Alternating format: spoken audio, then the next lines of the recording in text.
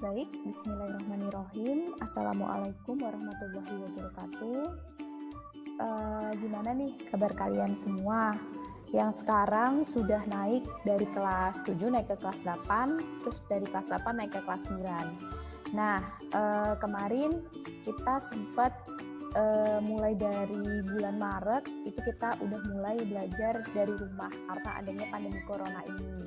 Nah, sekarang sudah masuk tahun ajaran baru. Ustazah pengen kalian itu tetap semangat dikarenakan tahun ajaran yang baru, kelas yang baru. Meskipun kalian tidak datang ke sekolah, tapi semangat itu harus tetap dipupuk karena pendidikan itu tetap penting. Nah, jadi untuk pertama-tama Ustazah Zainab ingin menyampaikan kontrak belajar dulu sama memberikan materi sedikit ke kelas 8 maupun kelas 9. Nah, nantinya pada mata pelajaran pendidikan karakter, Ustazah ingin tidak seperti tahun ajaran yang lalu. Hampir mirip, cuman Ustazah lebih memberikan struktur dalam pembelajarannya. Maksudnya, nanti ketika kalian sudah selesai mengerjakan tugas, jangan sampai tugas-tugas itu kalian tidak kumpulkan. Ya, jadi meskipun tugasnya Ustazah kirimkan secara online, tetapi kalian harus tetap punya bukti fisik. Jadi ketika nanti diminta untuk mengumpulkan, tidak hanya 1-2 anak seperti yang lalu-lalu gitu. Jadi kemarin Ustazah Zainab sempat cek juga bahwa ada anak-anak tertentu yang memang tidak mengumpulkan secara fisik, bahkan secara online pun kadang ketinggalan.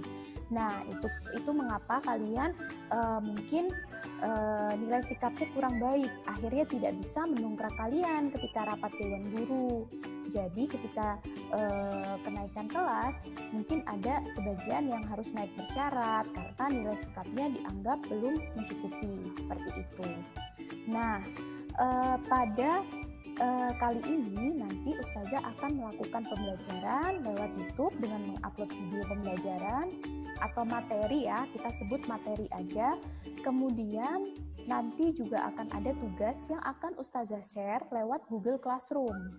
Nanti terkadang kalian bisa menjawab langsung dan berdiskusi di Google Classroom, ataupun tugas-tugas secara mandiri yang harus kalian kerjakan gitu. Nah, untuk sesi konsultasi gimana nih Us? Untuk sesi konsultasi kalian tetap bisa berkonsultasi dengan Ustazah Zainab. Caranya gimana? Kalian bisa cek Ustazah Zainab dari hari Senin sampai dengan hari Jumat pada saat jam 7 sampai jam 4 sore. Jadi nanti kita akan bisa buat janji. Jadi seperti yang lalu-lalu sudah banyak ya yang berkonsultasi lewat WhatsApp, dan itu mungkin bisa bagi teman-teman yang lain yang memang ingin konsultasi, entah itu masalah kesusahan belajar saat pandemi, entah itu kalian lagi galau masalah ini dan itu, silahkan kalian bisa konsultasi gitu ya. Nah, sekarang materi yang pertama di pembukaan ini Ustazah pengen sampaikan gimana caranya supaya kita tetap produktif meskipun saat pandemi berlangsung. Oke, di sini adalah materi tentang belajar efektif. Jadi kalau selama ini banyak dari kalian yang mungkin ketika pandemi berlangsung itu kalian merasa belajarnya itu nggak maksimal, akhirnya nilai-nilainya juga menjadi menurun gitu ya. Terus kegiatan-kegiatan yang dilakukan di rumah juga tidak produktif. Seperti misalnya kalian menghabiskan waktu untuk tiduran terus di rumah, atau ketika memegang HP itu buat main game terus. Akhirnya itu tidak menghasilkan apa-apa dan kurang produktif. Nah, jadi gimana supaya kita tetap produktif? Oke, jadi kalian pasti semua sudah tahu kenapa kita saat ini masih melakukan pembelajaran jarak jauh gitu ya. Semuanya karena virus COVID-19 yang tiba-tiba datang ke seluruh penjuru dunia gitu ya, berbagai belahan dunia. Jadi tugas-tugas dari semester lalu juga ada yang tentang COVID, yaitu adalah penyakit di mana dia bisa menyerang ke pernafasan sehingga dapat menyebabkan kematian dan penularannya itu sangat cepat gitu. Nah, jadi bukan hanya kita aja di Indonesia yang sebenarnya sedang mengalami pandemi ini, tapi negara-negara lain seperti di Singapura, Malaysia, dan negara-negara bahkan di belahan benua Eropa dan Amerika pun juga terserang virus pandemi ini. Jadi mereka semua juga aktivitasnya itu juga dibatasi dengan protokol-protokol kesehatan gitu. Nah, pertama kali kan kalian udah tahu nih virusnya di mana, karena udah sering kalian lihat berbagai informasi baik dari televisi ataupun dari media sosial. Kemudian gejalanya apa? Gejalanya itu adalah demam, kemudian lemas, batuk gitu. Makanya ketika kita demam gitu, kalau kita lagi berpergian keluar, kita dicek suhunya.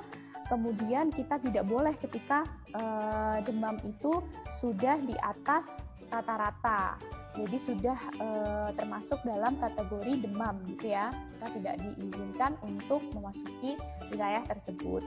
Nah, kenapa sampai sekarang kita belum atau pemerintah memutuskan belum membuka sekolah? Mungkin karena penularan dari COVID-19 ini cepat sekali, hanya melalui droplet atau hanya tetesan kecil saja.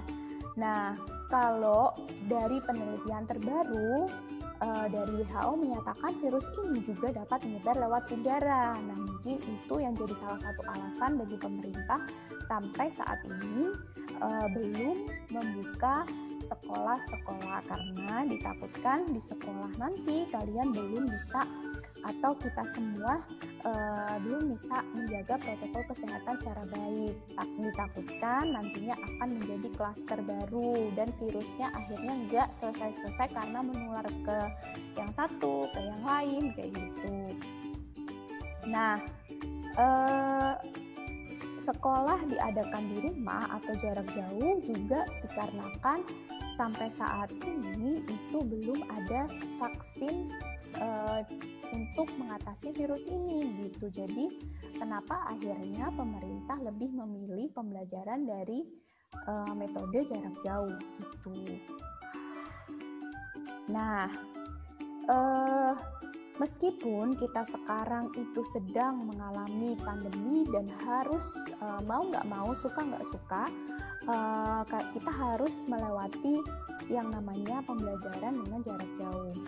Nah, gimana caranya kita tidak ketinggalan gitu, tidak merasa jenuh, tidak merasa bosan? Pertama, kita harus menerima dulu nih dengan kondisi yang sedang kita hadapi. Kalian sebagai siswa menerima bahwa saya harus bersekolah di rumah, yaitu saya tidak bisa memiliki keterbatasan interaksi dengan teman, guru. Jadi ketika kalian kesulitan, kalian nggak bisa nanya dengan guru secara langsung mungkin, tapi kalian bisa menyiapkan atau mensiasati dengan berbagai metode yang sekarang sebenarnya sudah dimudahkan dengan adanya kecanggihan teknologi gitu. Jadi sebenarnya saat ini tuh gimana sih caranya kalian supaya teknologi yang berkembang ini, yang biasanya mungkin kita penggunaannya masih kurang tepat untuk hal-hal yang kurang tepat, sekarang bisa dimanfaatkan untuk hal-hal yang benar-benar tepat nih, tepat sasaran gitu. Nah, contoh ketika kita belajar di rumah, kita harus tetap menganut apa yang dinamakan dengan belajar efektif. Bagaimana sih caranya kita tetap belajar efektif pada saat pandemi? Pertama, aktivitas belajar itu harus kalian buat menyenangkan. Artinya tadi ada penerimaan dulu di diri kalian. Jangan sampai kalian ngeluh terus karena pembelajarannya jarak jauh gitu ya.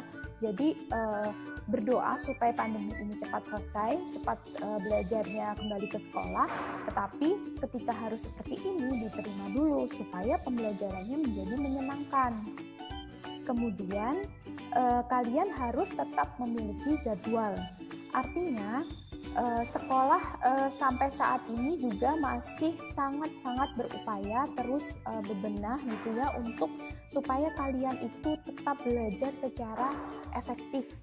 Makanya di sekolah pun juga dibuatkan jadwal-jadwal, meskipun sekarang satu hari itu hanya 3 mata pelajaran ditambah dengan tahfiz, sholat duha dan sebagainya. Nah, jadi jadwal dengan baik itu akan membuat cara belajar kalian, kemudian belajar kalian itu menjadi lebih efektif. Kemudian tidak memakan banyak waktu. Nah, mungkin dari kalian itu kalau belajarnya itu terlalu panjang jamnya, kalian akan justru merasa jenuh dan bosan gitu. Makanya dalam PJJ ini pun pembelajarannya itu singkat gitu waktunya, cuman sampai jam 12 siang saja gitu.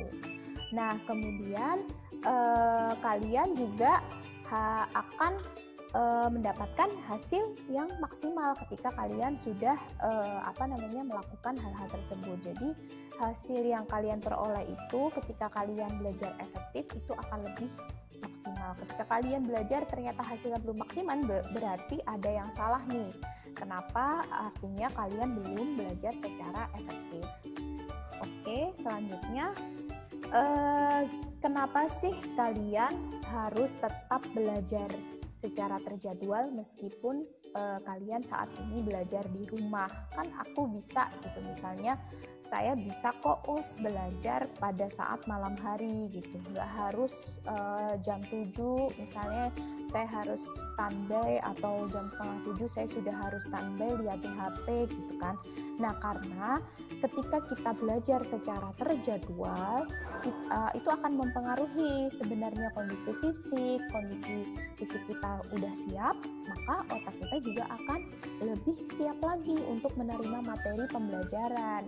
Maka dari itu, kenapa tetap meskipun belajar di rumah, sekolah tetap menuntut kalian untuk ada jadwal dan jam belajarnya gitu. Diharapkan juga absen ke wali kelas, supaya apa? Supaya secara emosional kalian itu siap, secara psikologis siap, akhirnya pembelajaran itu akan lebih mudah masuk ke otak kalian atau ke dalam pikiran kalian gitu. Jadi itu yang perlu diketahui.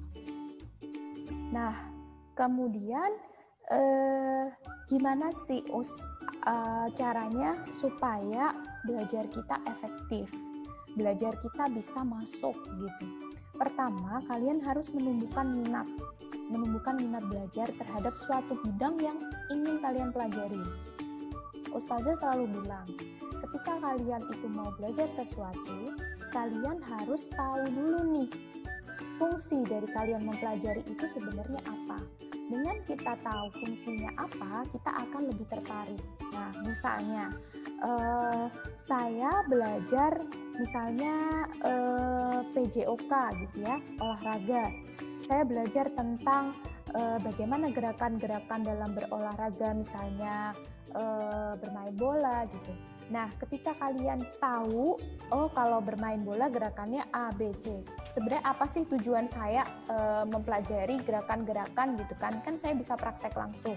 Nah, dengan kalian mengetahui dulu, otomatis dalam praktek kan kalian lebih paham gitu ya. Dengan begitu kalian bisa misalnya berolahraga sepak bola karena membantu badan lebih fit, lebih sehat kayak gitu. Belajar matematika, gunanya apa sih saya belajar misalnya pecahan dan sebagainya. Nantinya supaya ketika kalian itu hitung-hitungan, ketika dalam kehidupan sehari-hari kalian harus terjun nantinya ke dunia kerja, itu akan bermanfaat untuk misalnya kalian kerja di bagian keuangan, itu akan bermanfaat tuh untuk kalian ke depannya. Jadi kalian harus tahu dulu manfaatnya gitu. Kemudian saat pembelajaran jarak jauh, apa saja yang harus kalian perhatikan? Nah, kurang lebih kalau Ustazah bisa merangkum, ada 3. Yang pertama ada tempat. Nah, tempat ini juga kalian desain sedemikian rupa. Maksudnya, ketika kalian itu memang tipe orang yang suka belajar di tempat yang bersih, tempat yang kira-kira harus tatanannya itu seperti di sekolah gitu, buatlah sedemikian rupa sehingga ruangan belajar kalian di rumah itu sesuai dengan tempat yang kalian kira-kira cepat masuk nih kalau belajar, yang nyaman gitu ya. Jangan belajar ketika kalian sedang di ruang tamu atau di ruang tengah gitu. Di situ semua pada lagi ngobrol, misalnya kalian belajar di situ. Nah, kemudian suasana. Nah, karena kalian belajar di rumah, otomatis suasana di rumah dan di sekolah itu berbeda. Maka dari itu, ciptakan suasana sehingga suasana belajarnya itu sesuai dengan kondisi yang memang benar-benar kalian inginkan. Artinya apa? Misalnya saya itu suka kondisi yang tenang gitu ya, itu justru pembelajaran di rumah ini menjadi kesempatan kalian gitu. Kalian bisa menciptakan suasana belajar sesuai dengan keinginan kalian. Kalau di sekolah misalnya kalian ingin belajar dengan kondisi yang tenang, tapi ternyata di kelas itu teman-temannya pada ribut gitu ya. Nah, kalau di rumah kan kalian bisa menciptakan sendiri. Carilah tempat yang tenang, misalnya di ruang keluarga ada kakak, ada mama, ada adik gitu ya, sibuk semua pada ngobrol gitu, berisik. Kalian bisa pindah ke kamar atau cari tempat yang membuat kalian nyaman tuh belajarnya. Kemudian yang ketiga adalah waktu. Nah, dalam belajar itu kalian juga butuh yang dinamakan manajemen waktu. Apa itu manajemen waktu? Jadi pengaturan waktu. Jadi belajar itu nggak harus yang lama banget gitu. Karena itu justru bisa jadi nggak efektif, nggak ada jeda, nggak ada istirahat gitu kan. Tapi kalian sudah tahu harus fokus itu biasanya kurang lebih saya bisa fokus berapa lama untuk belajar. Ya udah gitu. Kalian bisa mengatur waktu dalam belajar. Gitu. Nah, untuk selanjutnya apa sih yang perlu diperhatikan saat kalian melakukan pembelajaran jarak jauh? Yang pertama, yaitu tetap bangun pagi dan diusahakan kalian tetap mandi dulu sebelum pembelajaran jarak jauh. Kenapa? Karena gini ya, semisal kalian ngerasa bahwa pembelajaran jarak jauh udahlah juga nggak kemana-mana, nggak ke sekolah, ngapain gitu. Bangun tidur langsung absen gitu ya, langsung pegang HP, langsung belajar. Nah, ketika kayak gitu, otomatis secara psikologi kalian itu sebenarnya belum siap. Ketika kalian sudah mengikuti rutinitas yang kalian lakukan sebelum belajar, misalnya kalian kalau ke sekolah kan pasti mandi dulu, gitu kan, mandi dulu, pakai seragam, gitu ya. Jadi kalian lebih terkondisi secara mental itu lebih terkondisi, kalian akan lebih siap dalam belajar dibandingkan dengan yang walaupun PJJ kalian hanya tidur, bangun, terus abis itu langsung belajar tanpa persiapan dulu. Jadi usahakan tetap bangun pagi seperti pada saat kalian sekolah gitu. Terus mandi, pakai seragam sekolah kalau bisa gitu. Nah, kemudian cari tempat untuk pembelajaran jarak jauh yang nyaman.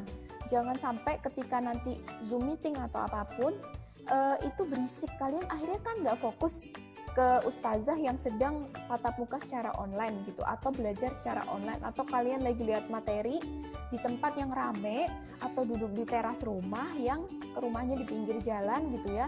Akhirnya kalian lebih fokus dengerin yang di luaran sana daripada fokus sama materinya gitu. Kemudian yang keempat, media untuk pembelajaran jarak jauh itu disiapkan juga.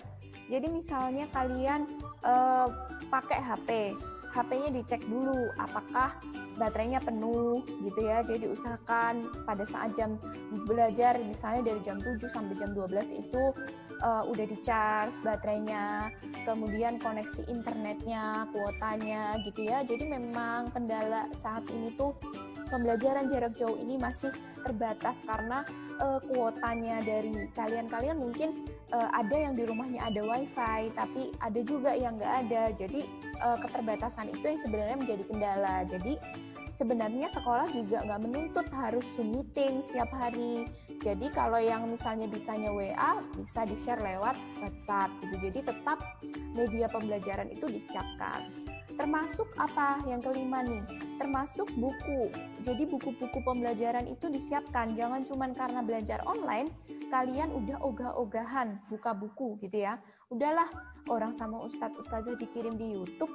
Nah, kalau kalian nggak paham materi yang udah di-share di YouTube, kalian bisa tuh sambil lihat, sambil diulang-ulang, buka bukunya gitu kan. Kalian pasti lebih lebih paham dan sebenarnya lebih enak juga gitu.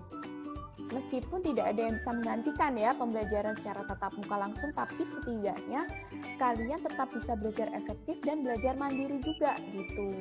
Nah, ketika pembelajaran sudah usai, misalnya di jam-jam lain, misalnya di sore hari atau di malam hari kalian masih ada waktu senggang dan kalian masih ingin belajar, silahkan diulang kembali materi pembelajarannya gitu.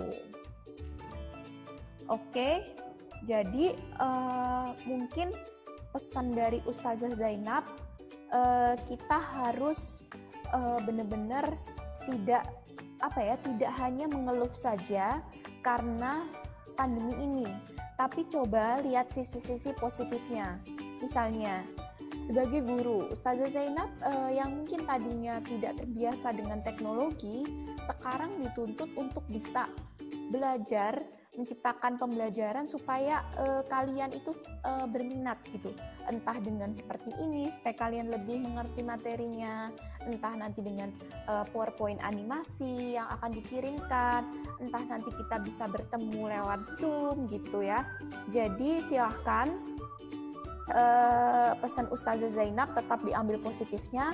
Kalian tetap bisa diskusi kapanpun dengan Ustazah Zainab. Ustazah Zainab insya Allah akan ready. Dan kalian tetap bisa konsultasi. Layanan Ustazah Zainab tetap ada, bimbingan dan konseling. Seperti beberapa teman kalian yang tetap bisa konsultasi lewat chat. Kalian yang masih ragu, masih